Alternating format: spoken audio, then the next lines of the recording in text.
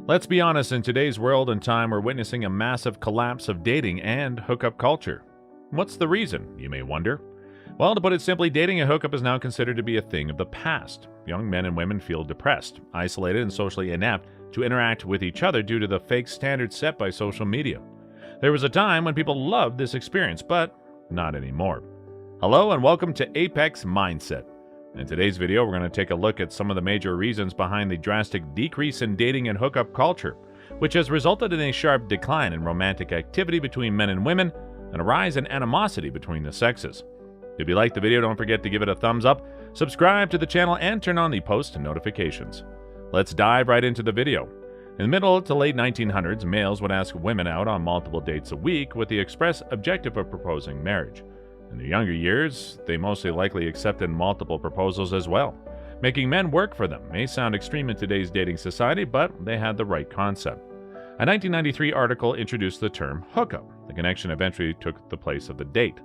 The no-strings-attached mindset is interestingly at odds with what people actually want, despite the fact that hookup culture has dominated contemporary relationship culture. America's dating landscape has drastically changed over the last generation or two. Many single Americans today question why it's so difficult to meet people, date, and eventually get married in our culture. We have a deficit in terms of dating, which is when there is not enough of something.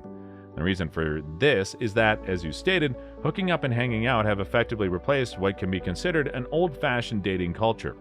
The main distinction between both perspectives is that the cultures of courting and commitment generally permit expectations and accountability in partnerships. There are issues with accountability, the ability to anticipate that, okay, this connection might have a trajectory. Additionally, it does not imply that you must commit to each and every relationship you start. Naturally, if something isn't meant to work out, it's not meant to work out, and you should go on after realizing that. One of the biggest contrasts is that the hangout hookup culture lacks accountability and expectations. And with the dating project, we're working to restore that as well. The conflict between people is never simple, and online dating services allows people to end relationships without having to meet in person. In these situations, daters might as well just melt away or vanish from the online world. When it comes to inappropriate behavior, this pause can seem more subtle, but it can be significant, causing the recipient to wonder what they had done wrong. A negative side effect of the proliferation of these behaviors in online dating is that some of the bad behavior becomes more normal, and this rising acceptance has caused these online offenses to leak into people's off-screen lives, too. Therefore, if they want to continue the dating game, many daters have had to develop thicker skins as a defense against rejection. And because they've experienced poor behavior so frequently, many people have come to accept that dating will always be unpleasant. The contented couples I spoke to had not previously met and had begun dating right away. Instead, individuals made connections in circumstances that were more organic and, yes, ambiguous. They were teammates on a political campaign, or members of the same volleyball team, or they spent a lot of time together, or were close friends before becoming intimate, or they became intimate right away without any prior relationship goals. However, even those individuals were willing to acknowledge that going on genuine dates was stressful and not very fun. They argued that conventional dating promoted an excessively formal, unauthentic atmosphere that ultimately hampered rather than aided their attempts to develop love ties. An American Psychological Association study found that social networking apps like Tinder and contemporary media influences are to blame for the growth in hookups in America. Hookups may cause more harm than good, according to many health professionals. They are concerned that young women who hook up may suffer because their emotional needs are not met. They're more likely to contrast STDs, and they're unprepared for committed relationships. According to what we've heard, the hookup culture is ruining us. We've heard it's keeping us alive. It's been reported as being racist. We have debated which of these is accurate. The younger group of children is not having more frequent sex than the older group. You might find that surprising, or you might not. They also don't switch partners for sexual activity as frequently as they once did. They also had a lower likelihood of having sex once or more per week. How they select partners has evolved. Having sex with a casual date or a pickup or a buddy is now more likely for them. This could explain why they don't engage in sexual activity once or more frequently each week. Partners are good for this. In this way, hookup in 2010 and hookup in 1996 are unlike. Of course, not all students partake in the hookup scene. While some people do have committed relationships, there are also those who are single but take their sexual connections very seriously. Like Sasha, a bubbly and friendly 20-year-old who fights with contradictory emotions related to the hookup culture. She's meshed in. Many students also struggle with this issue. I often say this about the hookup culture. I feel like a human being during the day and like a sexual object at night.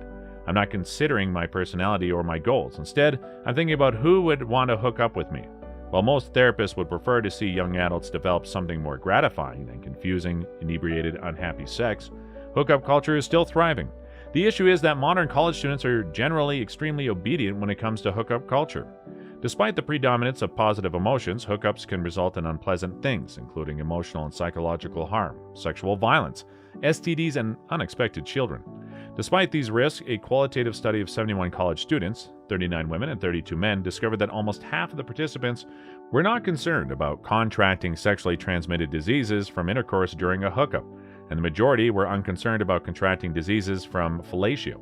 Men had stronger feelings of being sorry because they felt they used another person, whereas women had stronger feelings of regret because they felt used.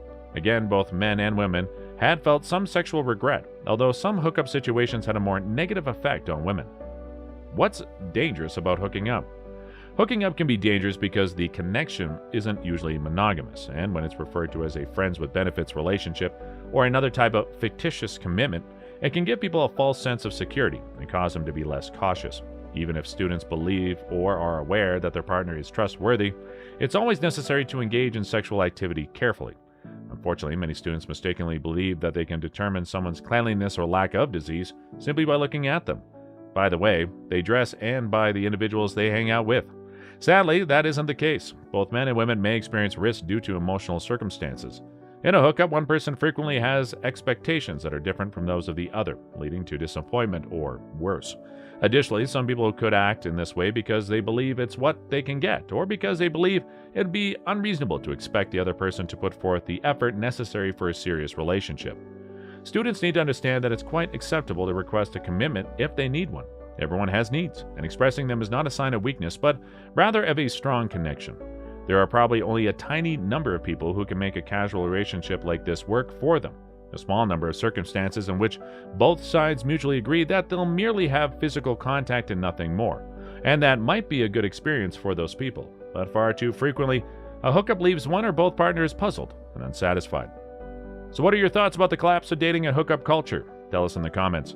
Also, don't forget to like and subscribe. We'll see you soon in the next video, and thank you so much for watching.